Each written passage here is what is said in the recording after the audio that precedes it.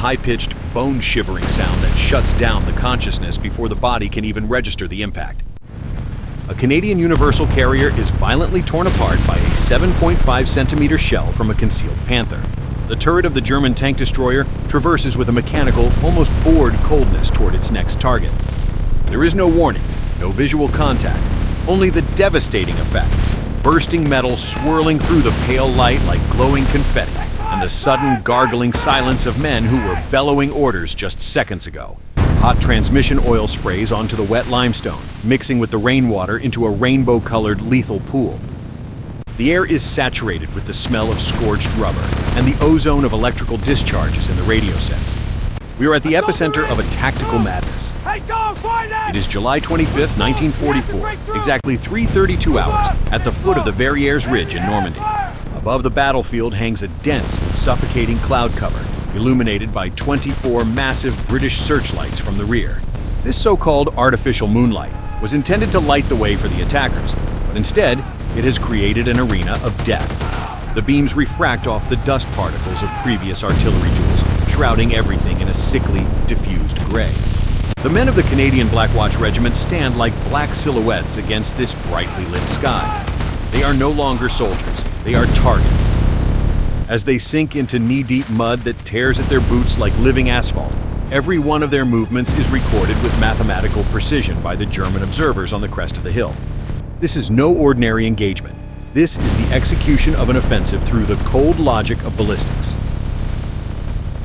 This is the tipping point of Operation Spring, the moment when a technological innovation turns into a lethal trap. To understand this day, we must look at the preceding weeks that prepared this slaughterhouse. In mid-July, the British launched Operation Goodwood. The largest armored force in history was meant to force the breakout from Caen, only to perish in the concentrated fire of German 8.8-centimeter batteries.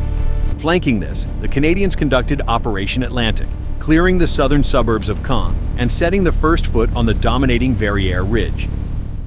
Atlantic was a bloody success. Caen fell, but the ridge remained firmly in German hands. It became the invincible bolt against which the Allied offensive is now grinding its teeth.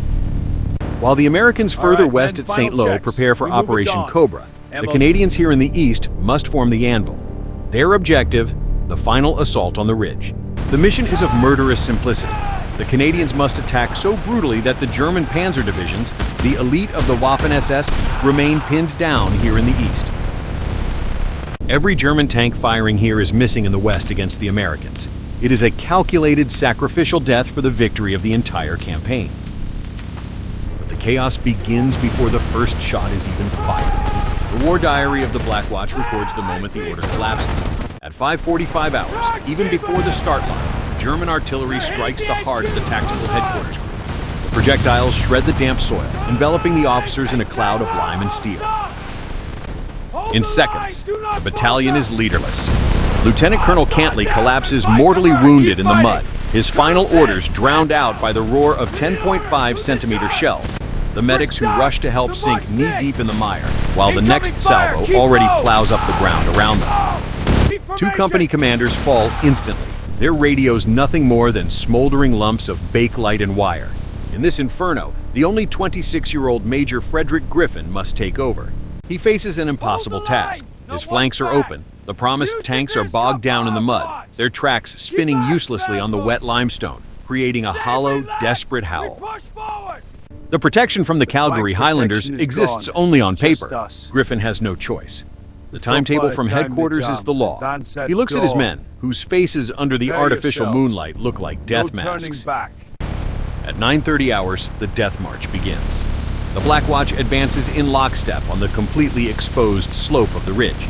There are no hedges left to provide cover, only the open, murderous field of wheat, standing so high it obstructs the view of the crawling infantry, but not the trajectory of the German shells. The soldiers feel the wind of death before the first bullet even whistles. German combat reports from the 272nd Infantry Division show that the defenders had long since zeroed their weapons on this zone. The optics of the Panther tanks are calibrated to the range markers. Every machine gun nest in the flanks has a clear field of fire. The Canadians are marching into a perfectly prepared killing zone. Suddenly, fire breaks out from three sides simultaneously. Machine guns from May-sur-Orne, heavy guns from Fontenay, and the Panthers on the crest hammer into the Canadian ranks. The characteristic rip of the MG-42 cuts through the air, a sound like tearing linen multiplied 1,000 times. Men fall in the high wheat without ever having seen an enemy. The blood stains the ripe grain dark red, a grotesque contrast to the pale gray of the artificial light. In the midst of this hail of steel, Griffin desperately tries to coordinate the withdrawal. He runs through the crossfire, bellowing orders against the drone of the artillery, while the impacts of 8.8 centimeter shells throw the earth up in black fountains. The men claw at the hard ground with their fingernails, seeking cover behind the bodies of their fallen comrades. Griffin finally dies in the fire when a shell impacts directly in front of him, and with him dies the last hope for an orderly retreat. The battalion shatters into isolated groups, mown down individually in the wheat. In the ruins of the villages, the Canadians meanwhile experience a tactical paradox that makes them doubt their sanity. They clear cellars with phosphorus grenades whose white smoke clings to the walls like sticky death, securing every house with the bayonet, only to be fired upon from behind, from those very secured rooms, minutes later. It is a nightmare without end. German combat reports reveal the secret. The defenders utilize ancient iron ore mines and deep ventilation shafts beneath the fields. They move like ghosts through an underground labyrinth, surfacing behind the Canadians, striking, and vanishing back into the depths of the mountain. It is a war in 3 dimensions, for which the attackers have no answer. In the narrow tunnels underground, battles erupt at distances of mere centimeters, a claustrophobic slaughter in the dark where the enemy is recognized only by their breath or the click of a bolt. Within just 30 minutes, a proud regiment is almost completely wiped out. The metal of the burning universal carriers cracks in the rain as it cools, like a metronome of doom. Of 325 attacking soldiers of the Black Watch, only 15 survived this morning unwounded. The protocol of destruction is written with the blood of an entire generation. While the remnants of the Black Watch bleed out in the crossfire on the northern slope, a battle of brutal, almost intimate intensity develops in the village of Verrières. Here, Lieutenant Colonel John Rockingham leads his men of the Royal Hamilton Light Infantry into the assault. Rockingham is not a commander who directs from the safety of the rear. He stands where the mud splashes, where the air tastes of scorched powder and death. He coordinates his battalions in pouring rain and knee-deep mud directly from the front line. The crack of sniper rifles mingles with the dull thud of PIAT anti-tank weapons, whose recoil nearly knocks the men to the ground. The soldiers of the Hamiltons crawl through the rubble of the main street while the plaster is shot off the walls above them. Every window is a potential muzzle of a machine gun. The attack meets the massive resistance of the 1st SS Panzer Division Leibstandarte. From the ruins, the 8.8 centimeter cannons of the German tank destroyers hammer away. Projectiles punch through walls like paper, leaving holes where nothing remains but dust and death. The Canadians clear house after house with hand grenades and bayonets. It is a battle of the senses, the screaming of the dying, the flash of muzzles in the dark cellars, and the trembling of the ground with every tank shot. Rockingham later described how the sky was torn apart by the flares of the German flag, an unnatural firework display over a slaughterhouse. It is a struggle at distances of a few meters, a desperate wrestling in a world of rubble, dust, and blood. Under constant mortar fire saturating the air with shrapnel, Rockingham finally secures the village, a tactical success, bought with a sea of blood. The men lie exhausted in the cellars, their faces hollow, their hands torn from digging through the debris. But while Rockingham holds the position, total destruction is already forming in the dense woods behind the crest. Kampfgruppe Sterz prepares the massive counterstrike. With the support of the 9th SS Panzer Division, Panthers and Tigers roll out of their camouflaged positions. The bone-shivering screech of tracks on wet stone and the dull howl of Maybach engines echo through the hills. It is a mechanical predator approaching. Its mission is clear. The exhausted Canadians must be swept off the hill before they have time to build even a single line of defense. A mechanized massacre follows. The German tanks utilize the superiority of their optics and the massive range of their cannons. From 1.5 kilometers away, they methodically shell the Canadian positions. There is no cover against this kinetic energy. The shells punch through the houses of Verrières from one side to the other. The infantry has no answer.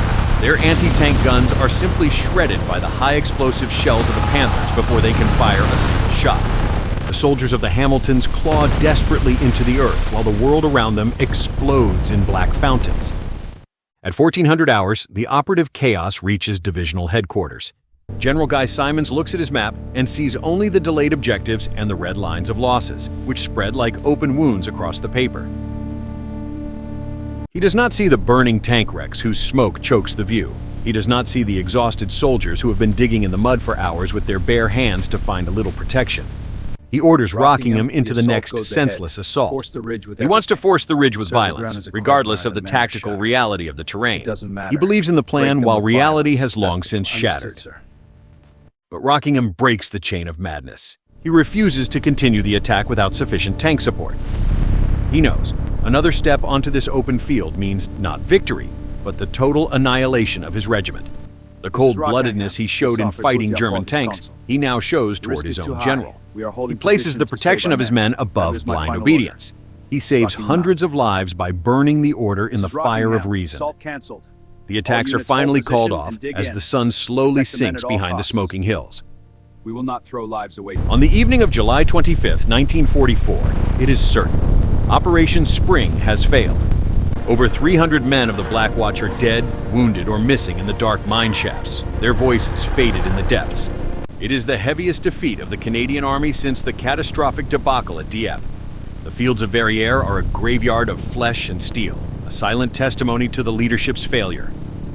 And yet, behind this horror lies the final strategic payoff. While the Canadians gave their lives on Verrières Ridge, the German leadership looked at this sector as if hypnotized.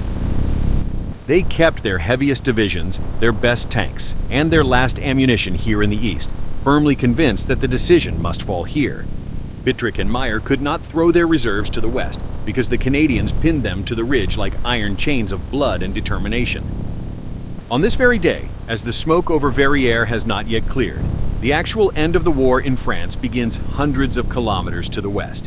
The Americans launch Operation Cobra. The sky in the west glows with the fire of thousands of bombers, turning the German front to ash. Without the German panzer reserves pinned here at the anvil of Verrières, the German Western Front collapses like a house of cards. The sacrifice of the Black Watch paved the way for Bradley and his tank armies. The Canadians were the anvil upon which the German Wehrmacht hammered, while the American hammer struck the final, lethal blow. The ridge remained in German hands that day, but the price for this small hill was the loss of the entire Normandy. The gaze now shifts to the west, where the front is finally in motion. What follows is no longer a retreat, but the merciless pursuit of a defeated army through the heart of France. Next episode, Operation Cobra, The Breakout.